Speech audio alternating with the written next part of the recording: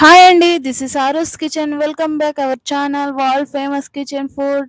ఈరోజు మనం ములక్కాయ టమాటా అదేనండి ములక్కాయతో వేపుడు ఎలా చేసుకోవాలి, ఫ్రై ఎలా చేసుకోవాలి, వీటన్నిటికంటే అద్దిరిపోయేలాగా మనం ములక్కాయతో టమాటా ఈ కాంబినేషన్‌లో చాలా బాగా టేస్టీగా ఉంటుంది. ములక్కాయ టమాటా ఎలా ఫ్రై చేసుకోవాలో ఇప్పుడు మనం తెలుసుకుందాం. తప్పకుండా ట్రై చేయండి. చాలా టేస్టీగా ఉంటుంది. ఆరోగ్యానికి కూడా ఎంతో హెల్తీగా ఉంటుంది కాబట్టి తప్పకుండా మీరు ఈ రెసిపీ ట్రై చేసి కామెంట్ బాక్స్‌లో నాకు ఎలా ఉందో చెప్పండి. ఈ వీడియోని మీరు ఏ కంట్రీలో చూస్తున్నారో కామెంట్ బాక్స్‌లో తెలియజేయండి. అండ్ ములక్కాయ మంచి శుభ్రమైనటువంటి ములక్కాయలు తీసుకోవాలి. వాటిపై ఉన్నటువంటి చెక్కుని తీసేసేయాలి. ఆ తర్వాత టమాటాలని, కొత్తిమీర, మిరపకాయలను తీసుకోవాలి. అలా తీసుకున్న తర్వాత టమాటాలని చక్కగా చిన్నగా తరుక్కోవాలి. చూసారుగా మంచిగా రెడ్‌గా పండినటువంటి పండ్లయితే మనకు కర్రీకి చాలా టేస్ట్ అనేది వస్తుంది. ఆ తర్వాత మనం బౌల్‌ని యాడ్ చేసేసి అందులో ఆయిల్‌ని వేయాలి. అలా ఆయిల్‌ని మనం వేసేసిన తర్వాత కాస్త హీట్ అయిన తర్వాతనే ఆవాలని, జీలకర్ర అనేది వేయాలి. మనం ఇలా వేసిన తర్వాత చూస్తున్నారుగా ఎలా ఉందో. ఇలా మనం ఆవాలు, జీలకర్రని యాడ్ చేసిన తర్వాత ఒక ఉల్లిపాయని తీసుకోవాలి. వాటిని చిన్న చిన్న పీసెస్‌గా కట్ చేసి ఇందులో యాడ్ చేసేసేయాలి. ఎంతో రుచికరంగా, చాలా టేస్టీగా ఉంటుంది. మీరందరూ కూడా ఇలా ఫాలో అవ్వండి. మీకెంతో నచ్చుతుందని నేను అనుకుంటున్నాను. ఆ తర్వాత ఇందులో పసుపుని యాడ్ చేసేయాలి. అలా చేసిన తర్వాత ములక్కాయలను తీసుకోవాలి. డ్రమ్ స్టిక్స్‌ని ఇందులో యాడ్ చేసేసిన తర్వాత పూర్తిగా ఇందులో యాడ్ చేసేసేయాలి. డ్రమ్ స్టిక్స్ యాడ్ చేసిన వెంటనే మనము సాల్ట్ అనేది వేసుకోవాలండి. ఎందుకనంటే మనకు ఉప్పు అనేది దీనికి సరిగ్గా పట్టదు తర్వాత వేసుకుంటే. అప్పుడు మనకు సరి అయిన టేస్ట్ అనేది రాదు. ఇలా వెంటనే సాల్ట్ యాడ్ చేసేయాలి.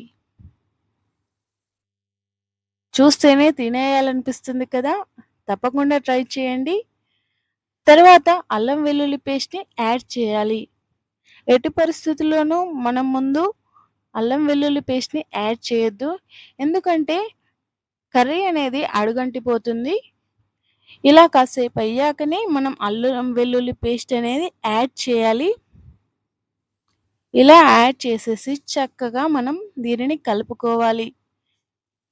ఇలా కలుపుకున్న తర్వాత మనం టమాటాలని తీసుకున్నాంగా వాటిని నేను కాస్త మిక్సీలో వేసి కచ్చా పచ్చాగా పేస్ట్ చేశాను. చిన్నగా తరుక్కున్నా పర్వాలేదు. ఇలా కచ్చా పచ్చాగా పేస్ట్ చేసినా పర్వాలేదు. మరీ పెద్దగా మాత్రం టమాటా ముక్కలని వేసుకోకండి.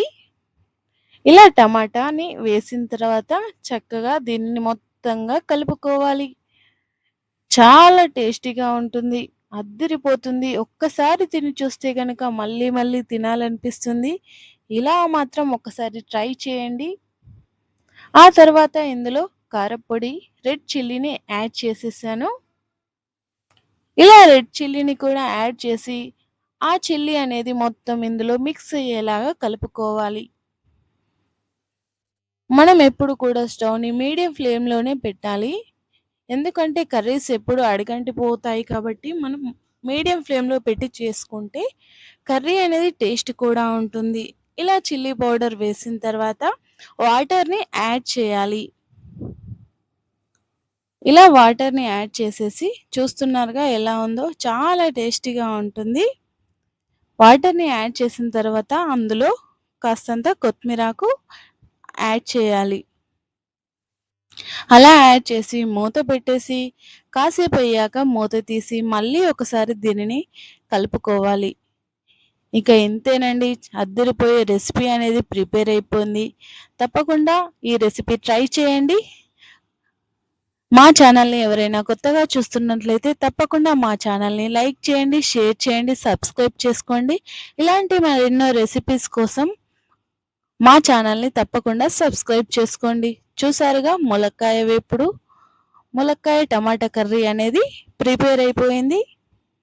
అద్భుతంగా ఉంటుంది. చాలా టేస్టీగా ఉంటుంది. ఆరోగ్యానికి ఎంతో ఎంతో మంచిది.